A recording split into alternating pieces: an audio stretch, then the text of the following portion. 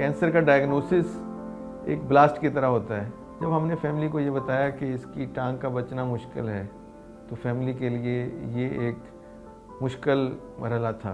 इस मरहले पर आम तौर पे लोग इलाज छोड़कर भाग जाते हैं, मगर मैं तहसीन दूंगा इन दोनों वालिदैन को कि इन्होंने उस पर कहा कि डॉक्टर साहब जो आप फैसला करेंगे वो हमें काबिल कबूल है।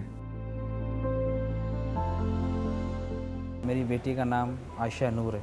ये बिल्कुल जो है बिल्कुल सही हालत में थी। एक दिन अचानक ऐसा हुआ कि ये जो ना एकदम लंगड़ा के चलना शुरू हो गई। तो मैंने 2-3 डॉक्टरों को मैंने दिखाया, किसी ने अपनी राय दी, किसी ने अपनी राय दी। तो मैं एक डॉक्टर है वहाँ पर, बच्चों के स्पेशलिस्ट हैं, मैं उनके पास गया तो उन्होंने बोला आप ऐसा करें, आप कहीं भी नहीं जाएं, किसी अस्पताल में नहीं जाएं, आप मेरे कहने से एक दफ़ा आप इंडस हॉस्पिटल दिखाएं।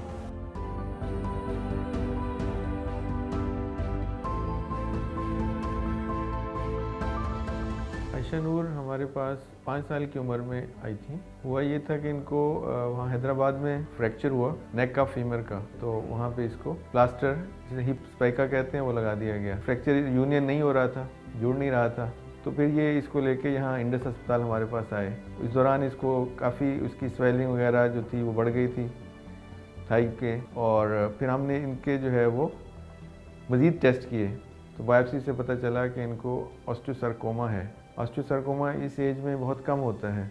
फिर इसको हमने कीमोथेरेपी शुरू की। 4 कीमो लगाने के बाद फिर हमने जो इनका MRI किया तो उसमें इनके ट्यूमर में खातरखा कमी नहीं हुई, बल्कि ऐसा लगा कि शायद ये बढ़ रहा है। तो उसके लिए फिर हमने सर्जरी करने का सोचा, जिसमें टांग के ऊपर से जाकर जो है वो ट्यूमर को निकालना भी पड़ा और इनकी जो पेल्विस है उसको भी थोड़ा सा हमें निकालना पड़ा। जब मुझे मालूम हुआ तो जब मेरे ज़मीन पैरों तले निकल गई थी, मुझे बहुत दुख हुआ, बहुत रोना आया मुझे। मैं क्या बताऊँ आपको।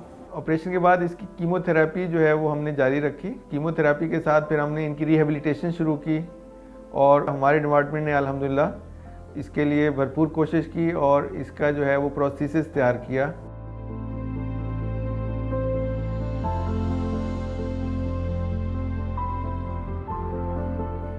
आयशा को जो इनिशियली काउंसिल किया था वो उसको इसलिए यही इसकी काउंसलिंग, उसके पेरेंट्स की काउंसलिंग की मे बी इसकी टांग ना लग सके और ये जो इंटायर लाइफ होगी वो बैसाखी के ज़रिए या फिर वॉकर के ज़रिए करेंगी।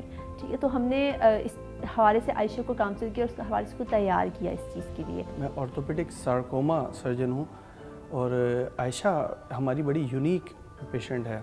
आई am not really able to express कि मेरी टीम की उस वक्त फीलिंग क्या थी। हमारे जो रेजिडेंट्स थे, they had tears in their eyes, क्योंकि हमने तो इस बच्ची को पिछले 5-6 महीने तक व्हील चेयर पे और गोदों में उठाए हुए देखा है, और इस बच्ची को चलते हुए देखना, it was such an amazing experience और इतना हार्ट रेंचिंग था कि I can not explain it really.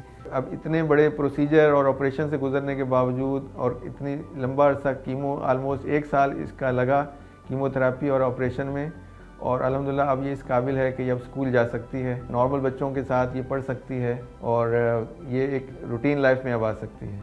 अब आयशा हमारे लिए एक इंस्पिरेशन है, ना सिर्फ हमारे लिए बल्कि ऑस्टियोसार्कोमा के साथ जितने भी बच्चे आते हैं उन सब के लिए इंस्पिरेशन है।